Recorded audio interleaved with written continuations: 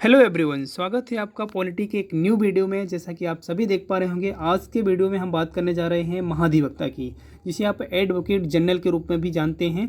अगर हम बात करें तो इस वीडियो में पॉइंट टू पॉइंट बात करेंगे, जो एग्जाम के नज़रिए से काफ़ी महत्वपूर्ण पॉइंट हैं। तो आप लोग वीडियो के अंत तक जरूर रहिएगा, और जो लोग भी चैनल में नए हैं तो चैनल को सब्सक्राइब एंड वीडियो को लाइक करना बिल्कुल ना भूलिए। और जी हाँ, बेल आइकन को जरूर ऑन करिए, जिससे हमारे आने वाले वीडियो का सभी का नोटिफिकेशन मिलता रहे।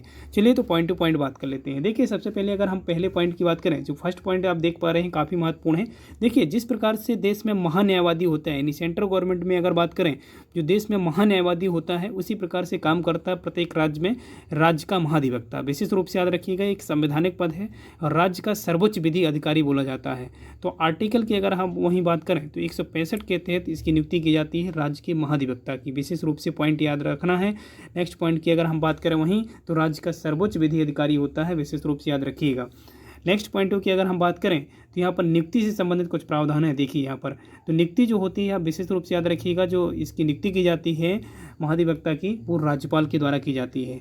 प्रत्येक राज्य में राज्यपाल महाधिवक्ता की नियुक्ति करते हैं, जो राज्य में सर्वोच्च विधि अधिकारी माने जाते हैं। क्लियर है।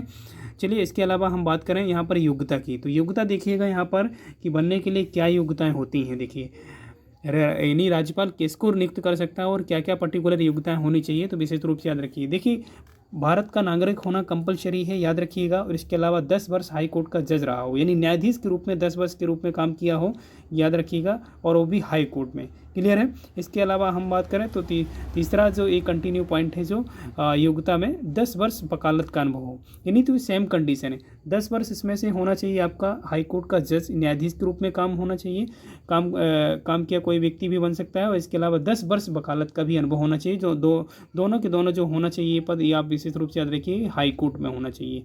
10 वर्ष वकालत के रूप में, और या फिर विशेष रूप से याद रखिएगा 10 वर्ष हाई कोर्ट के रूप में। विशेष रूप से ये पॉइंट याद रखिए, जो उच्च न्यायालय का न्यायाधीश बनने के लिए जो योग्यताएं होती हैं ना, जो भी उच्च न्यायालय के न्यायाधीश बनने के लिए जो योग्यताएं होती हैं, वही योग्यताएं किसके लिए होती हैं, एक महाधिवक्ता के रूप में भी होती हैं। विशेष रूप से याद रखिएगा।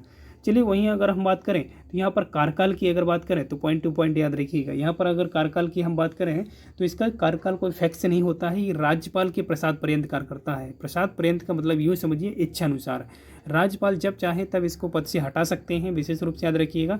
तो राज्यपाल की इच्छा अनुसार, यानी राज्यपाल के प्रसाद पर्यंत कौन कार्य करते हैं, किसी भी प्रदेश के क्या आपके महाधिवक्ता।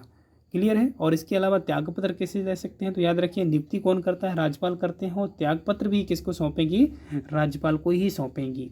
क्लियर है पॉइंट। वेतन भत्ते का निर्धारण कौन करता है, ये राज्यपाल द्वारा ही तय किया जाता है कि वेतन कितना दिया जाएगा और भत्ते वगैरह क्या दिए जाने चाहिए। क्लियर है। तो ये पॉइंट तीनों हाई ऑफ क्लियर हो जाएंगे आपके। 1 से 2 बार वीडियो को जरूर देखिएगा। क्लियर है। चलिए, नेक्स्ट पॉइंट की अगर हम बात करें तो कार्य और शक्तियों पर नज़र डालते हैं। तो देखिए, कार्य और शक्तियों की अगर हम बात करें तो यहाँ पर 2-3 कार्य हैं जो काफ़ी महत्वपूर्ण हैं, पूछे जाते हैं अक्सर एग्जाम में। तो याद रखिएगा, फर्स्ट पॉइंट की अगर हम बात करें पहले कार्य की, तो याद रखिए राज्य सरकार को विधि संबंधी ऐसे विषयों पर सलाह देना होता है। विशेष रूप से याद रखिए, राज्य सरकार को विधि संबंधी ऐसे विषयों पर सलाह दे जो राज्यपाल द्वारा सौंपे गए हैं। कुछ ऐसे विषय हैं जो राज्यपाल ने सौंपे हैं और उस पर कानूनी सलाह देना इसका अधिकार होता है। विशेष रूप से याद रखिएगा। क्लियर है। नेक्स्ट पॉइंट की अगर हम बात करें तो यहाँ पर देखिए, विधानमंडल के दोनों सदनों में बोलने का अधिकार प्राप्त है। हमने विधानमंडल पढ़ा है, आप सभी जानते हैं विधानमंडल के 2 सदन होते हैं, एक आपका विधानसभा होता है और दूसरा विधान परिषद होता है। तो दोनों सदनों में बोलने का अधिकार, जिस प्रकार से हमने महान्यायवादी पढ़ा था, तो महान्यायवादी दोनों सदनों में बोल सकता है, बट क्या है, वोट नहीं डाल सकता। याद रखिएगा। तो यहाँ पर भी अगर हम चर्चा करें तो ये भी आप विशेष रूप से याद रखिए, जो विधानमंडल के 2 सदन होते हैं, एक तो आपका विधानसभा होता है और विधान परिषद, इनमें दोनों में बोलने का अधिकार प्राप्त है इसको, महाधिवक्ता को, लेकिन वोट डालने का अधिकार नहीं है। क्लियर, याद रखिएगा।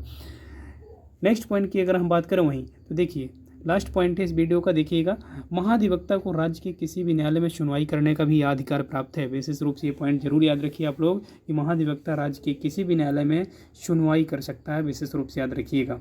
क्लियर है। तो आई होप ये वीडियो आपको पसंद आया होगा, तो वीडियो को शेयर जरूर कीजिएगा। चलिए, मिलते हैं किसी नई वीडियो में, तब तक के लिए जय हिंद।